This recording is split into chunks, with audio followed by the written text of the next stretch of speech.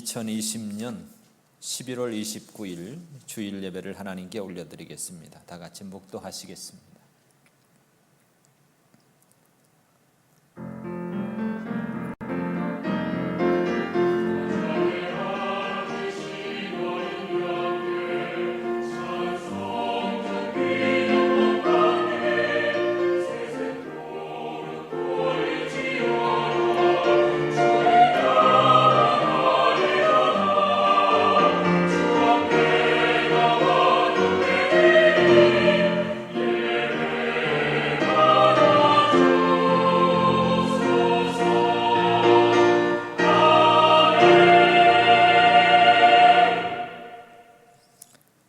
찬송가 85장, 통합도 85장입니다.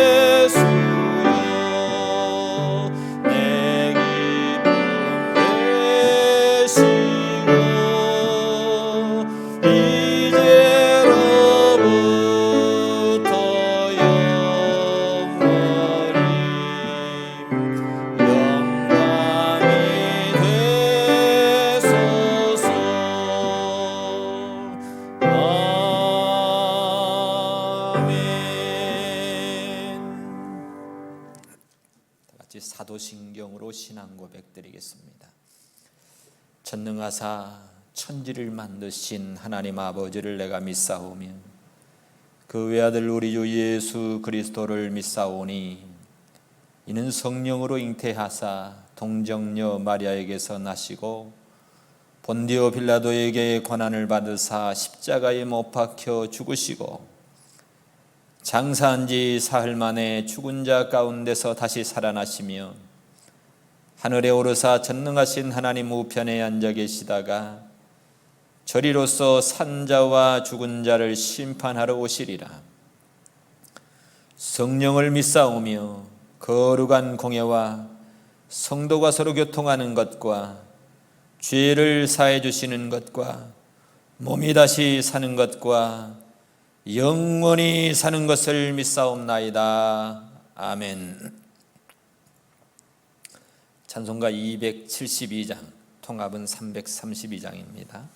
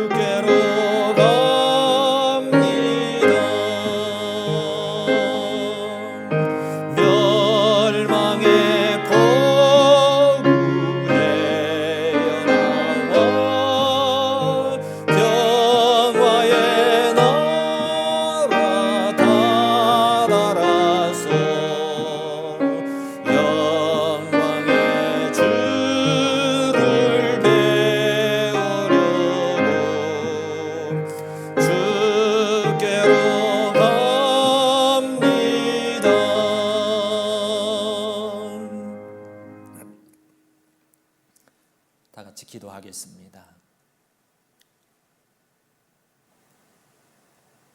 천지 만물의 주인이신 우리 하나님, 이 시간도 주님을 예배합니다. 영원히 멸망받을 수밖에 없었던 우리를 하나님의 뜻을 따라 그리스도를 이 땅에 보내시고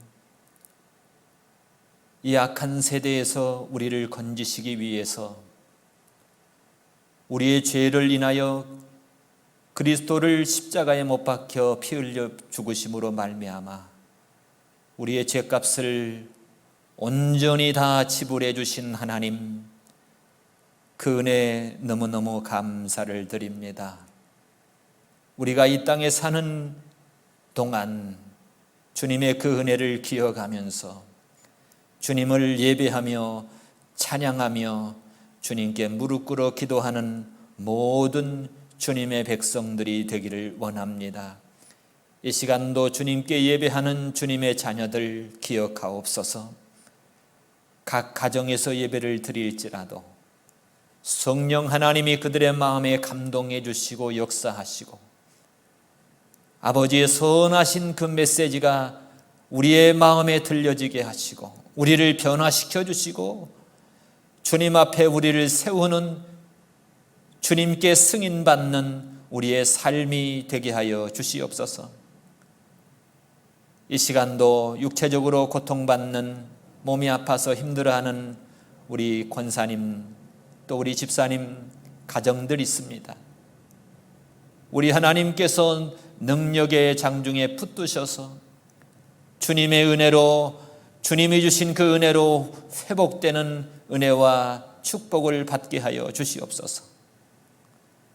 사랑하는 모든 주님의 가정을 기억하여 주시고 오늘 이 시간 주님께 예배하는 그 모든 예배를 받으시고 흠양하시고 온전히 주님께만 영광이 되는 시간이 되기를 원하옵고, 주의 말씀을 전하는 저에게도 성령 하나님 감동해 주시고 역사하셔서 오직 아버지의 뜻만 외치는 주님의 종이 되게 하여 주시옵소서.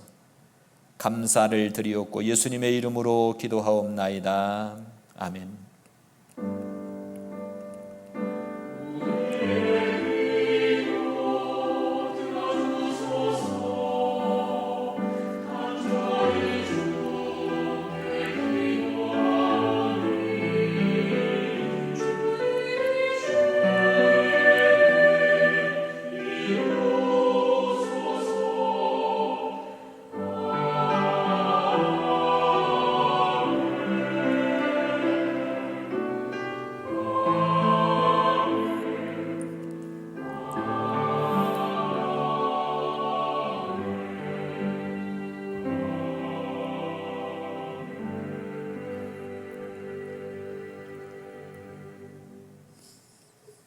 우리 하나님 말씀은 갈라디아서 1장 5절부터 10절입니다. 갈라디아서 1장 5절부터 10절까지 제가 봉독하겠습니다. 그리스도의 은혜로 너희를 부르신 이를 이같이 속히 떠나 다른 복음 쫓는 것을 내가 이상히 여기노라. 다른 복음은 없나니 다만 어떤 사람들이 너희를 요란케 하여 그리스도의 복음을 변하려 함이라. 그러나 우리나 혹 하늘로부터 온 천사라도 우리가 너희에게 전한 복음 외에 다른 복음을 전하면 저주를 받을지어다. 우리가 전에 말하였거니와 내가 지금 다시 말하노니 만일 누구든지 너희의 받은 것 외에 다른 복음을 전하면 저주를 받을지어다. 이제 내가 사람들에게 좋게 하랴 하나님께 좋게 하랴 사람들에게 기쁨을 구하랴 내가 지금까지 사람의 기쁨을 구하는 것이었다면 그리스도의 종이 아니니라. 오늘 하나님의 말씀의 제목은 하나님께 좋게 하랴 사람들을 기쁘게 하랴. 하나님께 좋게 할까, 사람들에게 좋게 할까? 오늘 마지막 절의 말씀의 주제를 가지고 우리 은혜를 나누기 원합니다. 오늘 제가 좀 강하게 읽었는데 아마 이 바울의 심정을 가지고 제가 이 말씀을 좀 읽어봤습니다. 그리스도의 은혜로 너희를 부르신 이를 이같이 속히 떠나. 그러니까 1절부터 5절에 우리가 이미 살펴본 바와 같이 사도 바울이 내가 사람들에게서 난 것도 아니고 사람으로 말미암은 것도 아니고 오직 예수 그리스도와 및 죽은 자 가운데서 그리스도를 살리신 하나님 아버지의 뜻으로 말미암아 내가 사도된 바울은 함께 있는 여러 형제들과 더불어 갈라디아 여러 교회들에게 은혜와 평강이 예수 그리스도로 말미암아 은혜와 평강이 너희에게 있기를 원한다. 이렇게 서두를 이렇게 말합니다. 사도 바울이 사도가 된 것은 사람들에 의해서 세워진 게 아니라는 겁니다.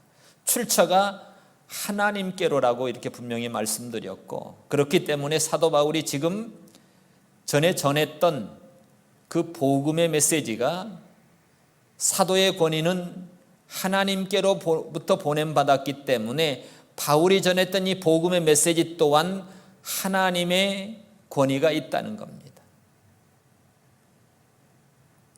그래서 그 복음이 뭐였냐? 그리스도께서 하나님 곧 우리 아버지의 뜻을 따라 이 악한 세대에서 우리를 건지시기 위해서 우리 죄를 인해서 자기 몸을 들이셨다는 것, 이것이 곧 복음이라는 겁니다. 그래서 그 복음을 생각할 때 하나님께 영광이 세세토록 있을지어다 라고 이렇게 말씀하는 거예요. 그런데 그 은혜를 받았던 너희들이, 그런 하나님의 은혜를 받았던 너희들이 어떻게 그렇게 속히 떠나서 다른 복음을 쫓을 수가 있는가? 이건 너무 이상한 일이다. 놀랍다는 겁니다. 안타깝다는 겁니다. 바울의 이 말은 깊은 탄식의 의미로 말하는 거예요. 너무 안타깝다. 어떻게 이럴 수가 있니? 어떻게? 우리는 아담의 죄성을 가지고 있기 때문에 예수를 믿고 있지만 완벽하지 않습니다. 여전히 죄질 가능성이 남아있는 그런 죄성을 가지고 있는 인간성을 가지고 있습니다. 그러나 우리는 하나님을 믿는 자로서 우리 안에 성령께서 내주하시기 때문에, 예수님이 우리 안에 계시기 때문에 우리는 여전히 깨어 있어야 됩니다. 깨어 있으면 우리는 분별할 수 있고 이것이 진짜인지 가짜인지 모조품인지 우리는 분별해낼 수 있는 능력이 있다는 겁니다. 그리고 쉬지 말고 기도하며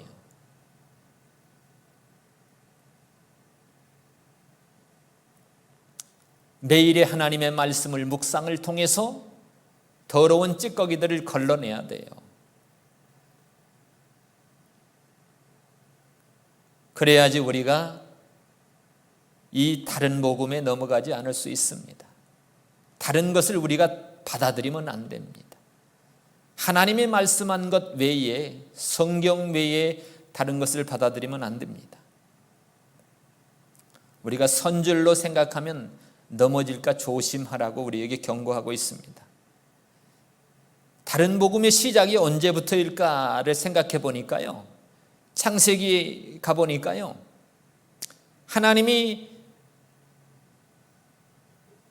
남자와 여자를 만드시고 아담과 하와를 만드시고 그 다음에 그들을 에덴 동산을 만드시고 거기에 각종 아름다운 맛있는 과일들을 다 만드시고 살기에 좋게 하셔서 그들을 에덴 동산으로 이끌어 들이셨습니다. 그리고 에덴 동산에 이끌어 들이시고 나서 하나님께서 그들에게 부탁하신 것이 뭐냐면, 이 동산에 있는 모든 것을 다 먹고 누리고 쓰고, 하지만 동산 중앙에 있는 선악을 알게 하는 나무는 따먹지 마라. 먹으면 정령 죽으리라, 이렇게 말합니다. 그런데 그 동산에 하나님이 띄우신 들짐승 중에 가장 간교한 뱀이 있다는 거예요. 어느 날 찾아옵니다. 아담과 하와에게. 야, 하나님이 참으로 먹지 말라디, 참으로 먹지 말라고 하디, 안 그럴 걸 그런 이미지를 보여주는 이렇게 질문을 하는 겁니다. 진짜 먹지 말라디? 아닐걸. 참으로 너희더러 하나님이 먹지 말라디? 하나님이 그렇게 모든 것을 다 주신 분이 그거 하나 먹지 말라고 하디? 근데 먹지 말라는 거예요. 근데 하와가 이렇게 답변하죠. 먹지도 말고 만지지도 말고 먹는 날에는 우리가 죽을까 하노라. 여기서부터 틀린 거예요. 진짜와 가짜를 정확하게 분별해야 되는데 마음이 살짝 변했어요. 정령 죽으리라, 완전히 죽는다는 겁니다. 근데 죽을까? 죽을 줄도 모르겠어. 죽을 수도 있어. 이런 식으로 변한 거예요. 그때 사단이 뱀을 통해서 틈을 타가지고, 야, 절대 안 죽어. 너희가 먹어도 결코 안 죽어. 죽지 않아. 절대 안 죽어. 거짓말을 말합니다. 왜냐하면 너희가 그거 먹으면 너희 눈이 밝아서 하나님과 같이 되어 선악을 알 줄 하나님이 아시기 때문에 먹지 말라고 한 거야. 그래서 그런 거지 절대 안 죽는다니까.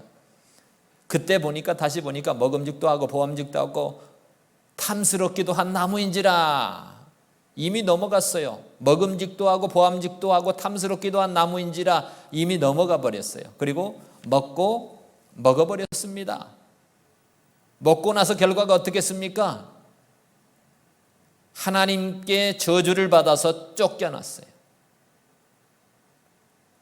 에덴 동산에서의 행복의 복음, 참 복음, 생명의 복음은 뭐냐면 하나님이 말씀하신 그 명령, 선악을 알게 하는 나무를 따먹지 않는 것이 복음이었습니다. 사는 복음이었어요. 근데 그거를 살짝 바꿔가지고 사단의 유혹에 넘어가서 결국에 에덴 동산에서 쫓겨나고 저주를 받아서 여자는 해산하는 고통을 해산할 때마다 죽일 놈 살릴 놈 네가 해봤어? 남자들이 뭘 알아? 이렇게 하면서 여자들이 그러잖아요. 그런 고통을 당하는 거예요. 남자들은요 평생에 종신토록 땀을 흘려서 먹고 살아야 돼요. 너무 편하게 먹고 살려고 하나님의 이치를 벗어나는 거예요. 땀 흘려야 먹고 사는. 이게 이 다른 복음의 시초가 사단의 역사로부터 창세기로부터 출발해요.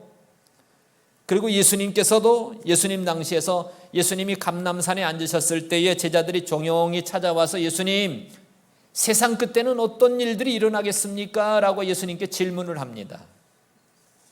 그때 예수님께서 이렇게 얘기해 줍니다. 얘들아, 세상 끝날에 사람들의 미혹을 받지 않도록 주의하는 게 중요하단다. 많은 사람들이 와가지고 내가 그리스도다, 내가 선지자다 그러면서 사람들을 많이 미혹할 거라는 거예요. 그래서 거짓 선지자들이 많이 일어나가지고 사람들을 미혹해 하겠는데 그때의 사람들이 너희에게 말하되 그리스도가 여기 있어요, 그리스도가 저기 있어요, 그래도 믿지 말라는 거예요. 가짜 그리스도들과 가짜 거짓 선지자들이 일어나 가지고 큰 표적과 기사를 보여 할 수만 있으면 택하신 자들을 미혹하게 하리라 이렇게 얘기하고 있습니다. 여러분, 하나님의 참종만 표적을 행하는 게 아닙니다. 요새는 표적을 우리가 성경이 있기 전에는 하나님께서는 꿈으로도 우림과 둠빔으로도 또 비적인 현상을 통해서 이 표적을 통해서 이적을 통해서 하나님이 분명히 일하셨어요. 그런데 우리가 지금은 성경 66권을 통해서 하나님의 뜻이 무엇인지 아는 이 세계에서는 그런 표적과 기사가 그렇게 흔하지 않습니다. 물론 오지에서는 일어날 수도 있겠죠. 어떤 사람이 안진뱅이가 일어났어요. 일어났던 안진뱅이가 지금도 살아 있습니까? 죽음에서 죽어가지고 3일 동안 무덤에 두어가지고 썩어서 냄새가 나는 나사로가 지금 살아 있습니까? 다 죽고 없어요. 지금 하나님의 이적을 체험하고 지금 살아있던 사람들이, 병고침 받았던 사람들이 다 죽고 지금 없어요. 언젠간 다 또다시 죽는다는 겁니다. 그게 인생의, 하나님께서 인생에 내린 결론입니다. 그거 뭐 큰 이적이라고, 누가 안진뱅이가 일어났어, 병고침 받았어, 그게 큰 무슨 이적이라고, 대단한 이적이라고 거기에 넘어갑니까? 그러니까 그런 이적을 통해서 병고침 받았어, 안진뱅이가 일어났어, 이런 걸 통해서 사람들이 미혹을 당해요. 왜냐하면 병을 가진 사람은 어떻게든지 그 병만 나으면 낫기를 소망하는 그 기대감이 있으니까 그것 때문에 그 약함이 돼가지고 넘어가는 사람도 많습니다. 데살로니가전서에도 보면 악한 자의 임함은, 악한 자가 어떻게 임하냐면 사단의 역사를 따라서, 사단의 역사는 모든 능력을 행해요. 표적을 행하고 거짓 기적을 행한다는 겁니다. 이런 것들을 포장해서 교묘하게 속인다는 거예요. 불의의 모든 속임으로 누구에게 임하냐? 멸망하는 자들에게 임한다는 겁니다. 왜 그들에게 임합니까? 분별력이 있는 사람은 이거 가짜야 진짜야 이 모조품을 분별해낼 수 있습니다. 우리는 이 가짜인지 진짜인지 어떻게 합니까? 우리가 지금까지 수많은 사례들을 봐왔고 열매를 통해서 알 수 있습니다.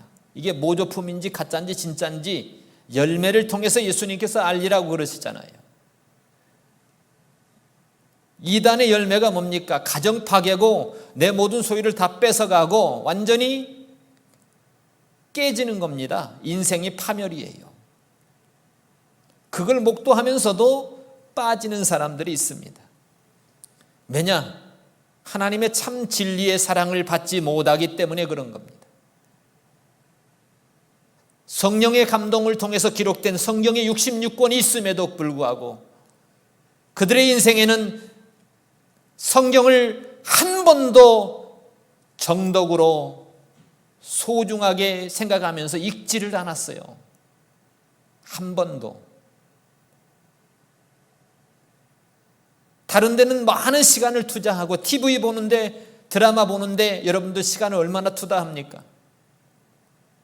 여러분들의 개인적인 일을 하는데 시간을 얼마나 투자합니까? 그런데 하나님의 말씀이라고 하면서 성경에 대해서는 내 인생에 정말 정도 가면서 제대로 한 번도 읽어보지 못했다면 이단에 빠질 만하지 않아요? 분별력이 어디서 나옵니까? 분별력이 없어요. 그러니까 이단에 빠지는 건 당연하죠. 이렇게 하나님의 진리의 사랑을 받지 않는 사람들이 빠진다는 겁니다. 분명히 하나님께서는 이 천지에 자연 만물을 통해서도 그렇고 완성된 이 성경 66권을 통해서도 그렇고 살아계신 하나님이 분명히 살아계신 것을 우리에게 인정해 주셨는데, 확증해 주셨는데도 불구하고 우리가 게을러 가지고, 우리가 연약해 가지고 세상의 것은 집중하면서 말씀에 집중하지 않았기 때문에 우리가 빠진다는 겁니다. 그래서 하나님이 유혹을 저희 가운데 역사하사 거짓 것이 믿어지게 되는 것은요, 하나님의 진리를 믿지 않고 불의를 좋아하는 자로 하나님이 심판받게 하려고 그렇게 하는 겁니다.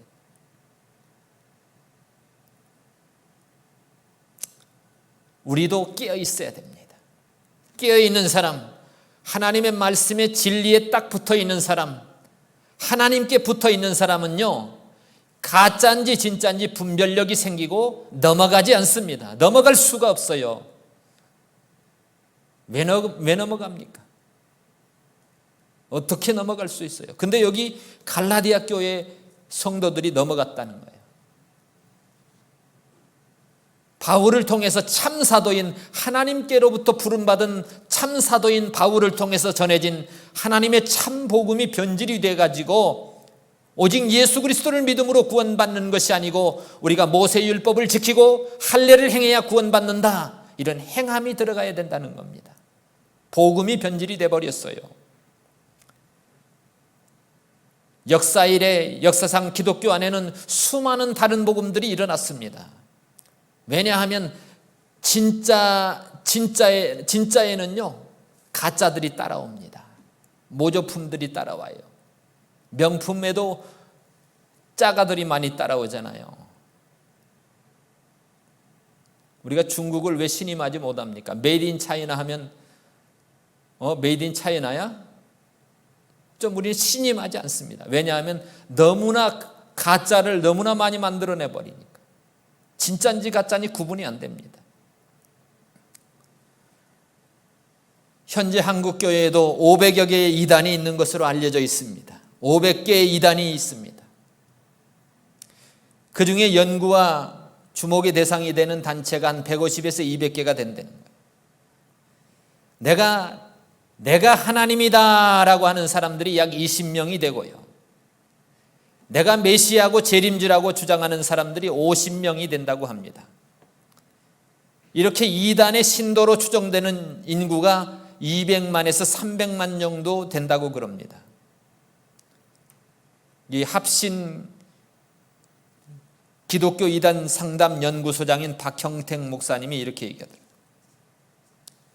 통일교는 현재 1200교회가 있고 신도수가 5만 5천 명, 천부교 7천, 신천지 4만 5천, 신도 100개의 무료 성경신학원, 안상홍 증인의 6월절 지켜야 구원받는다고 하는 안상홍 증인의 50만, 여호와 증인 왕국회관 1500곳,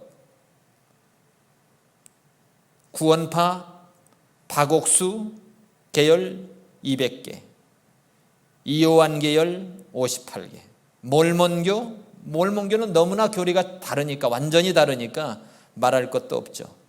그 다음에 JMS 정명석 여자 신도 성추행 해가지고 감옥에 있는데,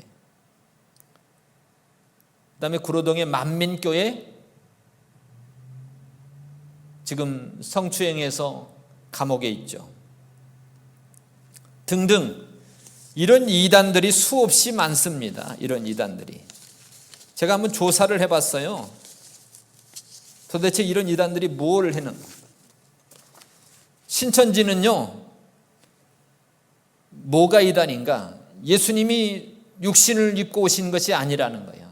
예수님이 육신을 입고 오는 게 아니라 성령이 예수님께 임한 것뿐이지 예수님이 육신을 입고 온 게 아니다. 그 신천지 쪽에 책의 비밀 계시록의 진상해서 40페이지에 있다는 거예요. 그 다음에 이만희가 예수를 믿음으로써 구원을 얻는 것이 아니라 자기가 사도 요한적인 사명자인데 자기를 만나야 구원받는다는 겁니다. 그 다음에 요한계시록의 예언 성취가 장막교회가 시작됐던 한국의 과천의 청계산이라고 그렇게 얘기한다는 거예요. 이 얼마나 잘못됐어요. 그 다음에 구원파는 왜 이단인가? 구원파의 박옥수, 유병헌, 이번에 세월호 사건 터진 게 유병헌이잖아요. 이요한, 박옥수 똑같은 겁니다. 그들이 왜 이단입니까? 왜 다른 복음입니까? 회개와 믿음이 빠진 깨달음을 통해서 구원받는다는 거예요. 두 번째는 내가 잘못했을 때 회개를 계속하는 것은 구원받지 못한 증거다. 이게 그렇게 얘기한다는 겁니다. 내가 이미 예수를 믿었으니까 죄사함 받은 이후에 스스로 죄인이라고 고백하면 지옥 간다는 겁니다. 그 다음에 정통교회에 있는 장로와 집사, 그 다음에 예배 형식, 주일 성수, 11조, 새벽기도, 철야기도, 축도를 무시합니다. 그러니까 유튜브에 왜 11조 왜 해야 됩니까? 가끔 이런 동영상이 나오는데 여러분 그런 거 보고 믿지 마세요. 그 구원파에서 그렇게 하는 줄 누가 압니까? 그래서 박옥수는요, 이 구원파는 구원받은 날짜를 모르면 구원 못 받은 거라고 이렇게 얘기합니다. 언제 구원받으셨습니까? 날짜를 압니까? 구원 못 받았다는 거예요.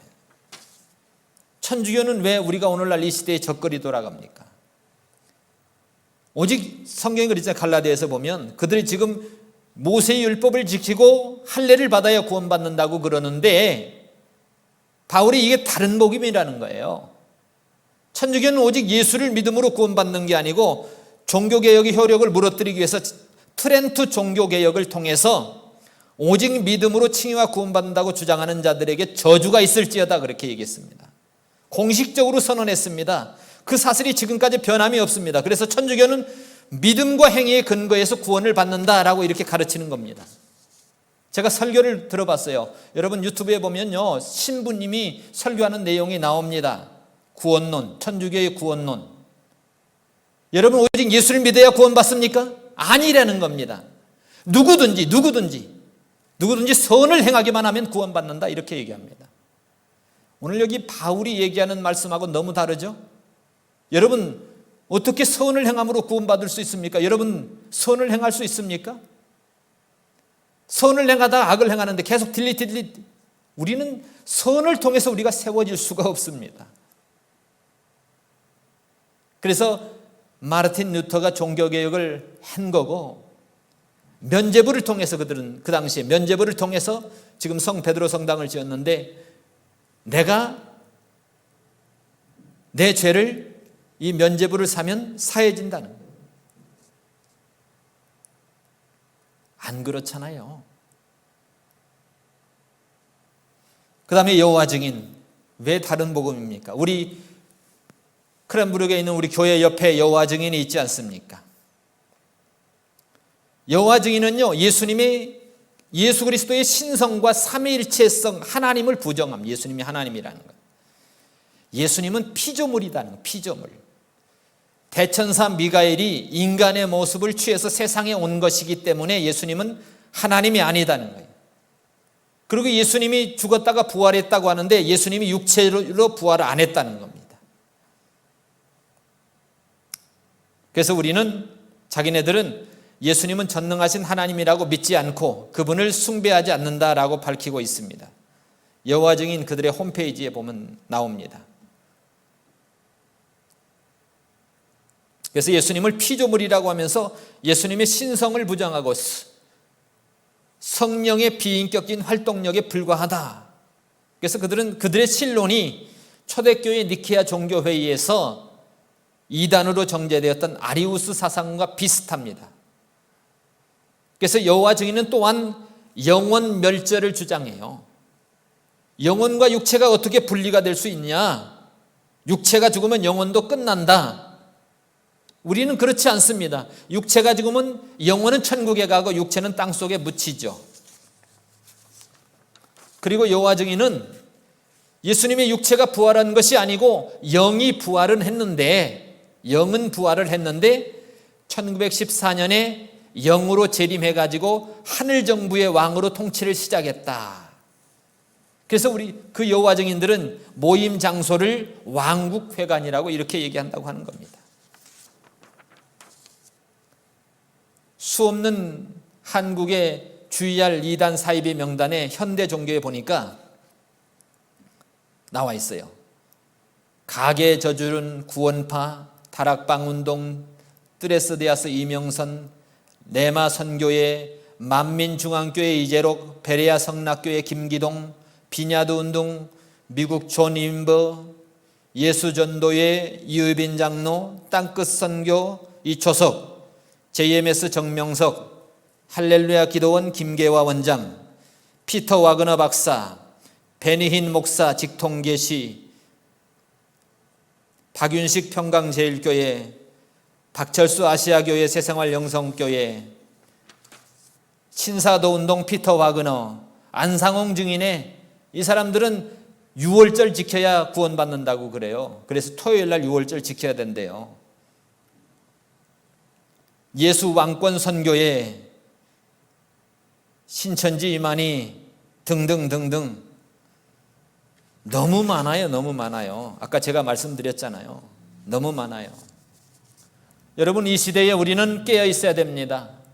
이런 수많은 다른 복음들이 있어요. 그들을 다 알 필요는 없습니다.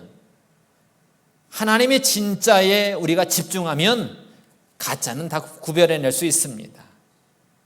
오늘 여기 7절에 보니까요, 다른 복음은 없나니 다만 어떤 사람들이 너희를 요란케 하여 그리스도의 복음을 변하려 하려고 합니다. 다른 복음이 없다는 겁니다. 오직 예수 그리스도의 복음 외에 다른 복음 없다는 겁니다. 그들이 들어온 것은 너희를 요란케 하기 위하여 그리스도의 복음을 변질시키기 위해서 온 거다는 겁니다.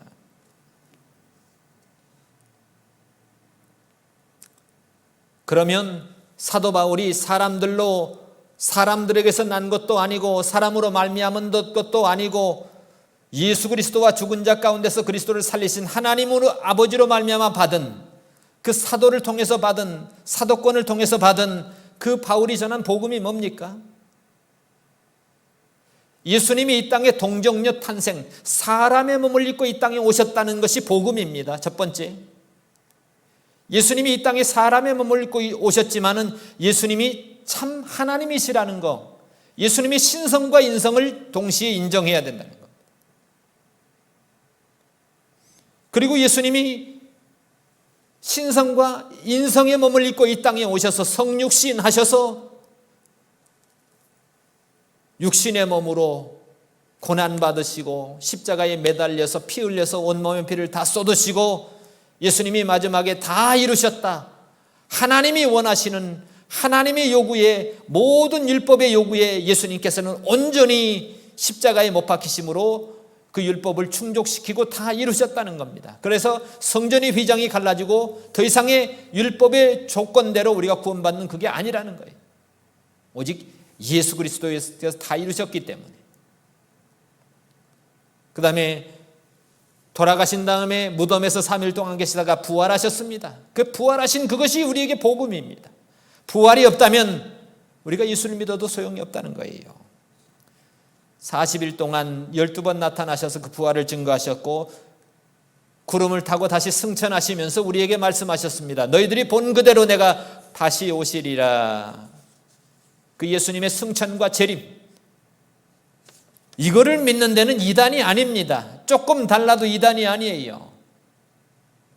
근데 이 기준에서 벗어나면 좀 다른 건 다 이단이 되는 겁니다. 그래서 바울이 그러잖아요. 고린도전서 1장에 보면 십자가의 도가 멸망하는 자들에게는 미련한 것이고 구원 얻는 우리에게는 하나님의 능력이 된다고 하면서 이 세상의 지혜로는 하나님을 알지 못한다는 거예요. 그래서 전도에 미련한 이 십자가의 도 전하는 거, 하나님이 그걸 통해서 기뻐했다는 겁니다. 아무리 세상의 박식한 지혜와 능력과 말솜씨를 가지고 한다고 해도 안 된다는 거예요. 그거 갖고 안 됩니다. 바울이 아덴에 가가지고 철학자들과 철학적으로 변론을 했는데 개종자를 얻지 못했습니다. 그러면서 사도 바울이 그때부터 결심을 하는 거예요. 내가 십자가 외에는 더 이상 말과 지혜로 아니하겠다. 십자가 외에는 더 이상 자랑하지 않겠다. 아주 결사각오를 합니다. 말 갖고 되는 게 아닙니다. 지혜 갖고 사람을 변화시키는 게 아니라는 겁니다. 성령이 하시는 거고 하나님의 말씀이 하시는 거고 십자가에 도가 하는 거는, 그래서 사람의 지혜에 가르치는 말로 사람이 변화되는 게 아닙니다. 오직 성령이 가르치시는 것으로 하니 육에 속한 사람은요, 아무리 지혜롭고 박식한 능력을 가지고 이렇게 한다고 해도 안 믿어요. 안 믿어. 성령의 일을 받지 못합니다. 미련하게 봅니다. 깨닫지도 못합니다. 왜냐하면 성령으로 하나님의 은혜로 되기 때문에 그런 것입니다. 요한이서 1장 7절에도 미혹하는 자가 많이 세상에 나왔나니 이는 예수 그리스도께서 육체로 임하심을 부인하는 자라는 겁니다. 예수님의 인성을 부인하면, 예수님이 육체를 입고 이 땅에 오신 것을 부인하면, 아까 여호와 증인들이 뭐라고 그럽니까? 미카엘이 예수님이 영을 입고 이 땅에 왔다고 그러잖아요. 가짜라는, 육체로 임하심을 부인하는 사람은 미혹하는 자고 적그리스도라고 사도 요한이 못 박았습니다. 너희는 너희를 삼가 우리의 일을 잃지 말고 온전한 상을 얻으라. 그러면서 이렇게 얘기합니다.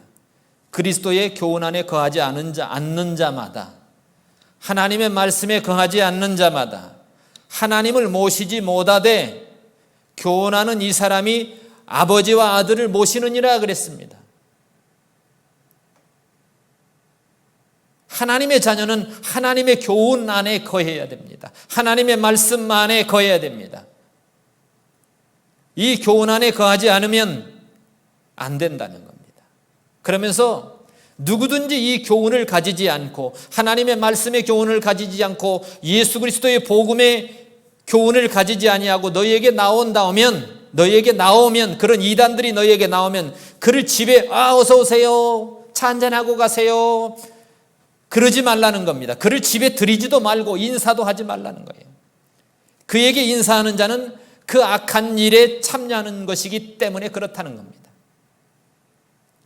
그래서 사도 요한은 요한일서에 사랑하는 여자들아 영을 다 믿지 말고 오직 영들이 하나님께 속했나 시험해 보라는 겁니다. 영을 다 믿지 말라는 거예요. 이 영이 진짜 하나님의 말씀의 영인지 진짜 영인지 가짜 영인지 시험해 보라는 겁니다. 왜냐하면 이 거짓 선지자들이 세상에 너무 많이 나와 버렸다는 겁니다. 성경의 역사적으로도 그렇죠. 예레미야서에 보면은 예레미야 6장에 보면 이스라엘의 제사장들과 선지자들이 하나님의 백성의 상처를 심상히 고쳐주고 말하기를 괜찮아요, 평강해요, 평강하다. 그런데 평강이 없다는 겁니다. 에스겔서에도 보면 13장에 거짓 선지자들이 허탄한 묵시를 보면서 하나님의 백성을 유혹하여 평강이 없으나 평강이 있다고 얘기하는 겁니다. 이사야 16절에도 예루살렘에 대하여 예언하여 평강이 없으나 평강의 묵시를 본다. 괜찮다. 바벨론 왕이 안 온다. 멸망하지 않는다. 이렇게 이스라엘의 백성들의 지도자라고 리더라고 하는 사람들이, 선지자라고 하는 사람들이 거짓말을 가르치는 그런 거짓 선지자라고 선언하셨습니다. 백성들이 말로는 하나님을 섬긴다고 하면서 실제로는 하나님의 말씀을 듣기 싫어했다는 거예요. 그렇기 때문에 거짓 선지자들이 먹히는 겁니다. 이사야서 30장 10절에도 그들이 선견자에 이르기를 이렇게 얘기합니다. 선견하지 말라, 간섭하지 말라. 선견자에게 이르기를 우리에게 정직한 것을 보이지 마라. 부드러운 말을 하라.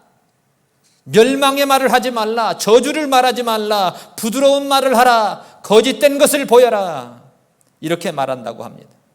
예레미야 5장 31절에도 하나님이 탄식하기를 이렇게 말씀하십니다. 선지자들은 거짓을 예언하며 제사장들은 자기의 권력으로 다스리고 내 백성들은 그걸 괜찮다 좋게 여기는데 그 결국에 너희가 어떻게 하려고 그러냐 이렇게 얘기하는 겁니다. 예수님께서는 바리새인들을 향해서 이렇게 쏟아부으셨습니다. 바리새인 서기관들을 향해서 독사의 자식들아, 유대인들을 향해서는 너희는 너희 아비의 마귀니라 이렇게 얘기하셨어요. 결코 좋은 말만 쏟아붓지 않으셨습니다. 오늘 이 시대에 우리는 가짜와 진짜를 잘 구별해내는 하나님의 말씀에 집중하고 하나님께 집중하면 굳이 그들을 구별해낼 필요가 없어요. 다 나타나요. 이게 가짜인지 진짜인지, 거짓 선지자인지 하나님의 참 선지자인지 알 수가 있습니다. 오늘날 우리는 이 시대에 하나님의 말씀을 사랑하고 진리를 사랑하고 하나님께 집중하는 여러분들이 되셔서 어떠한 미혹과 유혹과 이 거짓 선지자들이 우리를 유혹할지라도 넘어가지 않는 저와 여러분들이 다 되시기를 바랍니다. 8절에 보겠습니다. 그러나 우리나 혹 하늘로부터 온 천사라도 우리가 너희에게 전한 복음 외에 다른 복음을 전하면 우리가 전해준 예수 그리스도의 복음 외에 오직 믿음으로 구원받는다는 복음 외에 다른 것 섞어버리면 그 사람은 저주를 받는다는 겁니다. 복음은 하나다. 오직 예수 그리스도다. 그 외에 다른 거 없다는 거야. 9절에도 또 얘기해. 또 우리가 전에 말했는데 내가 지금 또 다시 말하는데 만일 누구든지 너희의 받은 것 외에 다른 복음을 전한다면 저주받는다. 어떻게 바울이 이렇게 강력하게 말할 수 있을까요?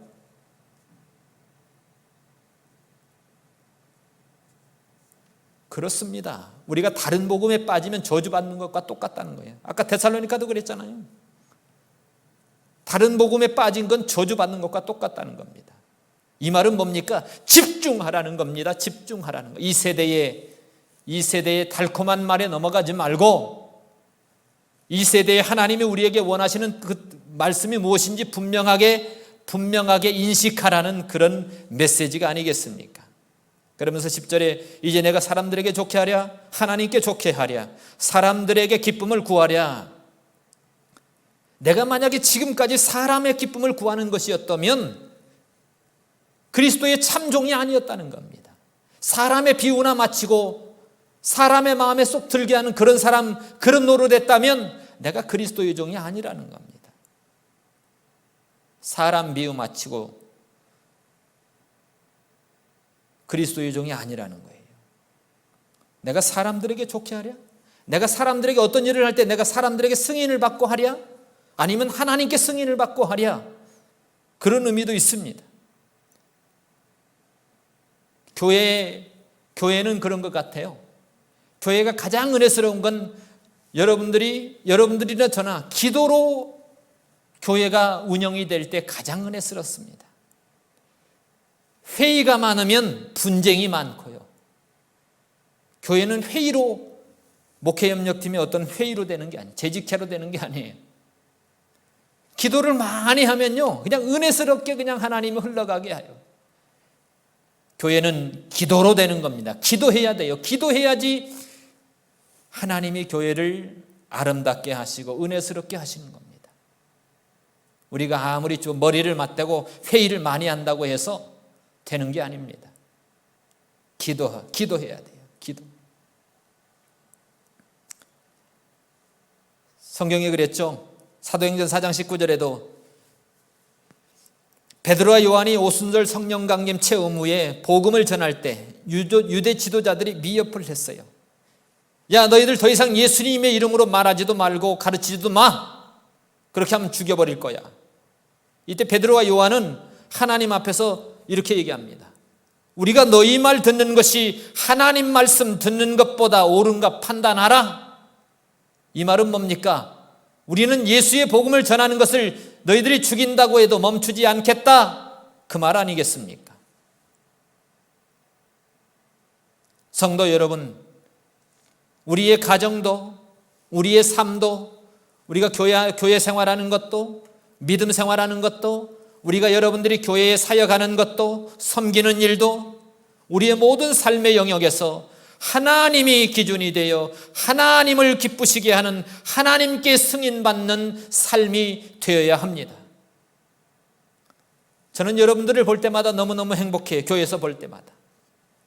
여러분들이 다 비즈니스 하시고 1시간 반, 2시간 혹은 30분 거리에서 예배드리기 위해서 찾아오시는 여러분들을 볼 때마다 너무너무 아름다우세요. 여러분들이 매 주일마다 그렇게 오시는 예배의 순간마다 발걸음이, 제가 그랬죠. 노아가 그 시대에 방주를 짓는 그것이 하나님의 심판을 선포하는 메시지였다고. 오늘 여러분들이 그렇게 하시는 것이 오늘 이 시대에 여러분들이 하나님께 예배드리는 그 예배의 선포가 바로 이 시대의 심판을 선포하는 것입니다. 살아계신 하나님의 메시지인 것입니다.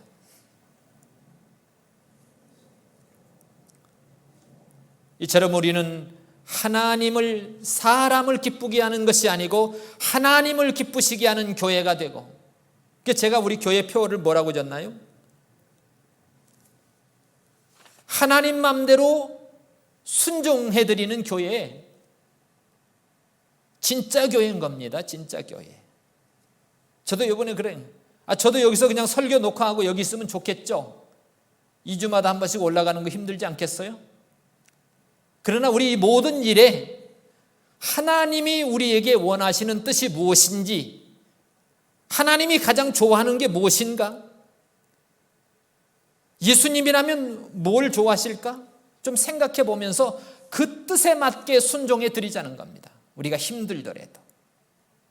그래서 우리가 하나님을 기쁘시게 하기 위해서는 우리네 인생의 모든 결정이라든지 교회의 모든 결정이나 이 모든 것이 우리의 편리주의에 따라서 하지 말고 하나님의 말씀과 성령의 감동과 하나님의 뜻에 따른 결정이어야 한다는 겁니다. 그리고 하나님을 좋게 하기 위해서는 우리 인간의 이성으로 하나님의 뜻을 제한해 버리지 말라는 거예요. 천지를 만드신 하나님이 우리 교회를 케어하시고 여러분들의 삶을 케어하시는데 초자연적인 능력을 가진 하나님이 그 하나님을 인식하여 우리가 결정하자는 겁니다. 10명의 정탐구가 2명의 정탐꾼을 우리는 아시지요? 10명의 정탐꾼은 똑같은 현상, 12명이 똑같은 상황을 보는데 달라요. 하나님의 언약을 인식하면서 세상을 지배하고 바라보는 2명, 여호수아와 갈렙은 그들은 우리의 밥이지만 10명의 눈에는 하나님의 언약이 없어요. 말씀이 없기 때문에 그대로 그들은 쫄아버린 거예요. 우리는 메뚜기 같다는 겁니다. 하나님이 안 보여요. 언약 속에 하나님의 언약의 말씀이 없어요. 생각 속에, 삶 속에 단순히 그냥 살아가는 겁니다. 그렇기 때문에 쪼는 거예요. 그래서 우리는 인간의 이성으로 하나님의 뜻을 제한하지 말고, 그 다음에 하나님을 좋게 하기 위해서는 다수의 결정에 항상 따라가면 안 돼요. 하나님의 뜻이 이게 무엇인지 정확할 때는 다수가 아니라 그 말씀을 쫓아가야 되는 겁니다. 우리는 모든 상황 속에서 진지하게 하나님의 뜻이 무엇인지 고민해보고, 하나님이 무엇을 좋아하실까 고민해보고, 예수님이라면 이런 상황에서 어떻게 하실까, 예수님이라면 어떤 결정을 하실까, 성경은 뭐라고 말씀하시나, 성령은 우리에게 어떻게 감동하시나, 우리의 신앙의 선배들은 우리에게 어떻게 조언하실까라고 고민해보면서 선택해야 됩니다. 그래서 우리는 사람이 우선이 아닌, 사람의 편리가 아닌, 사람의 이성주의가 아닌, 사람의 다수가 아닌 예수님처럼 내 원대로 마옵시고 아버지의 원대로 되기를 원합니다. 이렇게 해야 됩니다.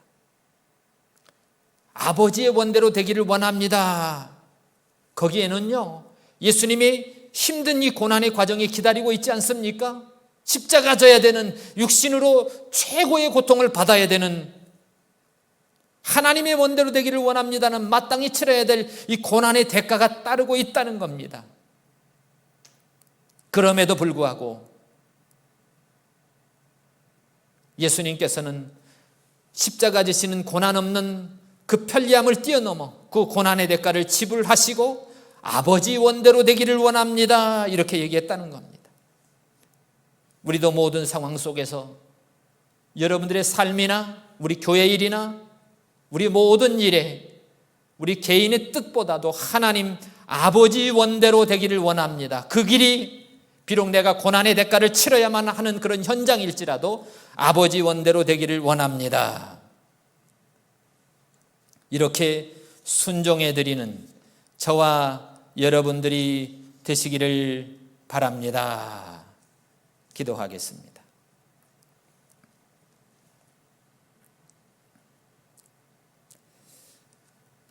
우리 하나님, 바울이 죽은 자 가운데 산 예수 그리스도를 통해서 받은 하나님의 참 복음을 전해 주었는데, 악한 세대에서 그들을 건지기 위해서 우리의 죄를 인해서 그리스도께서 죽으셨는데, 그 복음을 받았는데도 불구하고 어떻게 그렇게 쉽게 다른 복음에 전염이 돼가지고 떠날 수 있는가?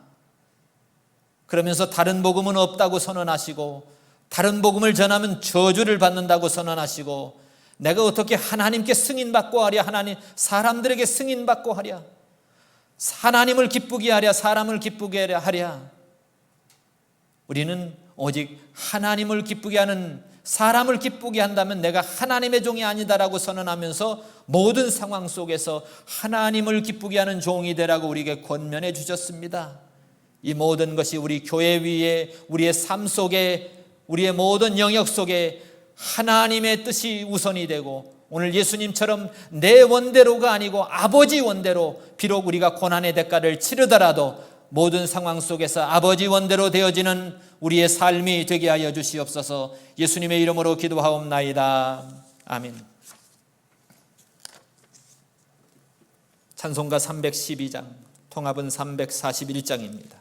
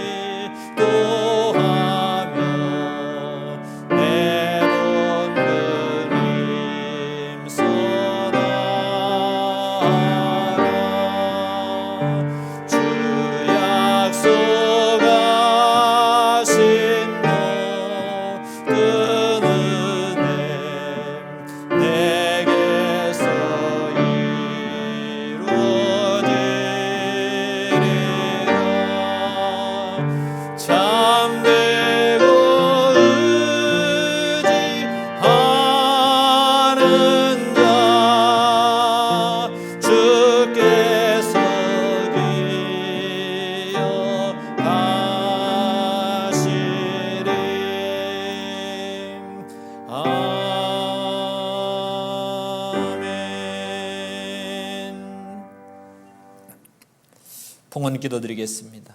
하나님 감사해요. 저희를 이 어려운 환경 속에서도 건강을 지켜주시고 일터의 현장에서도 열심히 일할 수 있도록 은혜 주신 것 감사합니다. 또 믿음으로 이렇게 고백할 수 있는 은혜 주셔서 감사합니다. 그 은혜 너무너무 감사해서 또 하나님께 헌물을 드립니다. 드린 손길마다 그들의 모든 삶의 영역 속에서 하나님을 기쁘게 하는 주님의 종들로 축복하여 주시옵소서. 예수님의 이름으로 기도하옵나이다. 아멘. 교회 소식 특별한 것은 없고요. 12월 8일까지는 BC주 정부의 방침에 따라 계속 온라인 예배를 드리겠습니다. 송영 1장 축도로 마치겠습니다.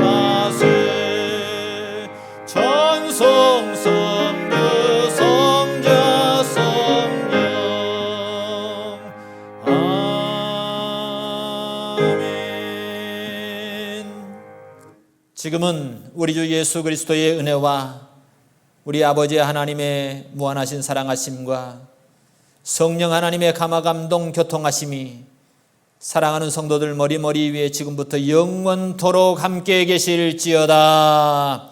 아멘.